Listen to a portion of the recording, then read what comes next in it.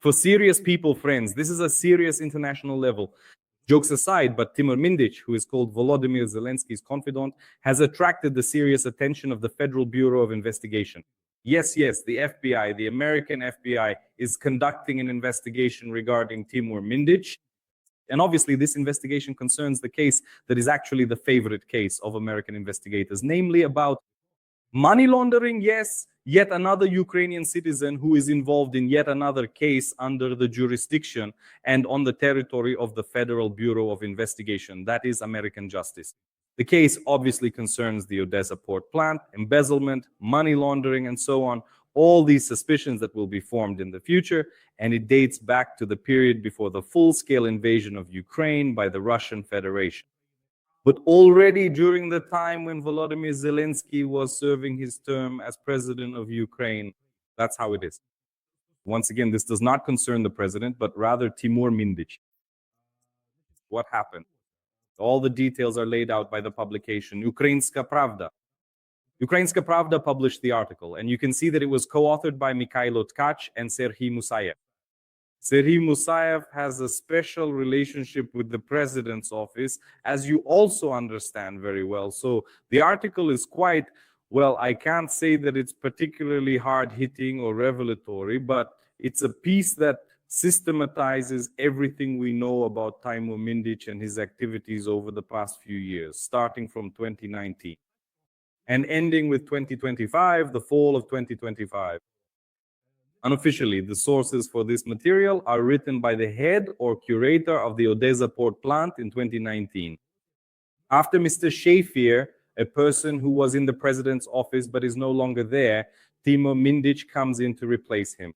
There are many other names involved as well. So there are certain things that raise some doubts. And what's most interesting is that the Federal Bureau of Investigation starts getting involved in this case, let's say, halfway down the road, jumping on this train because of the opening of a corresponding case by the anti-corruption agencies NABU and SAP in Ukraine at the end of 2023. This is at the heart of the article.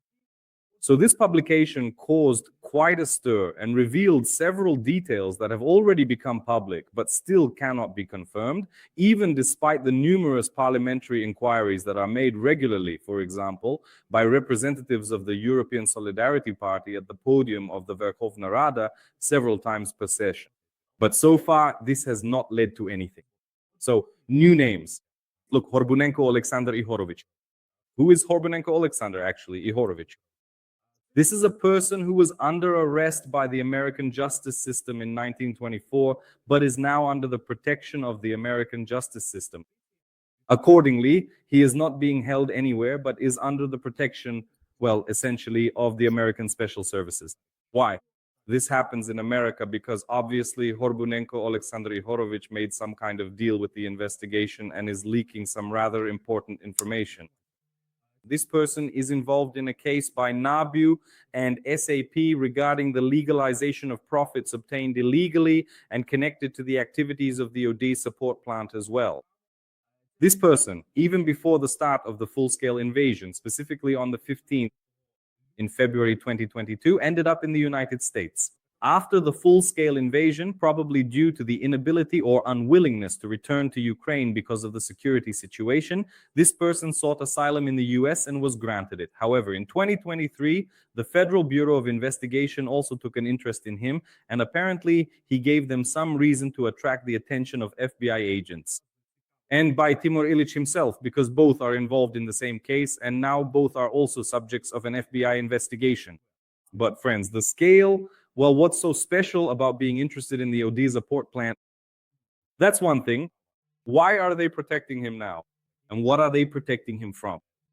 I think the issue here isn't just about Tymur Mindich and his activities at the Odesa Port Plant, whether as an overseer, a curator, or whatever else. This is also being investigated by law enforcement, including anti-corruption agencies in Ukraine. There may be other episodes connected to other figures in different cases. For now, all of this is shrouded in great secrecy. Now there is a separate story.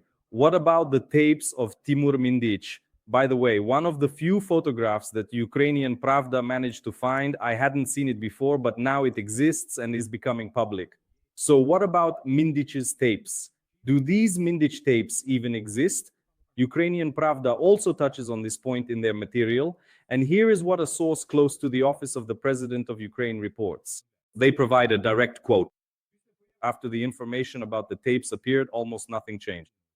At the OP, the Office of the President, they understand that there might be something concerning Tymur, but they do not believe that the tapes contain anything other than everyday conversations, certainly not corruption. Whether they might be published this year or next, Mindich calmly comes to Ukraine, showing that he has no problems with the law. He reassures those close to the Office of the President. There are 2 points I want to highlight in this comment. First of all, they don't believe that there could be any corruption on the tapes aside from everyday conversations. This case actually became public knowledge in the summer of this year. It became known that in 2024 and at the beginning of 2025, an apartment belonging to Tymur Mindich was being wiretapped. The apartment is located at 9 Hrushevskoho Street, Kyiv. By the way, here's a recent photo from Ukrainska Pravda. It is in this very apartment that the lights have now started to come on. Well, not because there's a power bank or a charging station there. These people are clearly not poor, obviously, if someone is living there. But the apartment that belongs to Tymur Mindich didn't have its lights on before, and now it does. So someone has started staying there again. Even though there hasn't been any public attention to this apartment, there was quite a lot of attention after 2021 when Volodymyr Zelensky celebrated his birthday there, and as investigative journalist Tkach claims, Zelensky himself confirmed to him, not now, but earlier, that he really was there, that it was some kind of surprise organized by his entourage. Well, and then in this apartment, yes, it said that NABU and ESAP installed listening devices, and supposedly they set them up from the apartment above.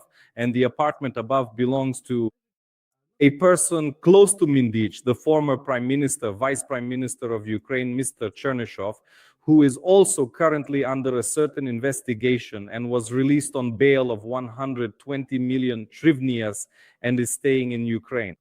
And rumor has it that it was Mindich who was persuading him at that very moment to return to Ukraine and not play these games when he was on a business trip. And at that very moment, the anti-corruption authorities were opening a case against him. In short, somehow it all got sorted out. So Mindich goes places, comes and goes. Perhaps at the very moment when this photo was taken, Mindich was, so to speak, in his legal residence, and that's why he turned on the lights. In reality, his movement suggests that there is no active story involving Tymur Mindich, and this in itself might even cast doubt on whether those tapes exist at all. Now, the second story, Mindich moves around freely, which suggests he has no problems with the law. He travels back and forth. Does that mean he really has no legal issues? Well, with the American justice system, obviously, there are no issues for now either. But the fact that the FBI is interested in him is definitely not a joke. So the infamous apartment that came to life, a rather scandalous article from Ukrainska Pravda titled Mindichgate, the story of the president's very own friend, that same one. And accordingly, the new surname, Horbunenko, who is actually under the protection of the Federal Bureau of Investigation in the United States. And this is yet another name that could change a great deal for the president's inner circle first and foremost, and for all those people who are likely involved in these Mindich schemes. That is, the FBI has not yet reported anything about Mindich's schemes. But for some reason, I have a feeling that there will be a continuation of this series for us, and we won't have to wait long for this continuation.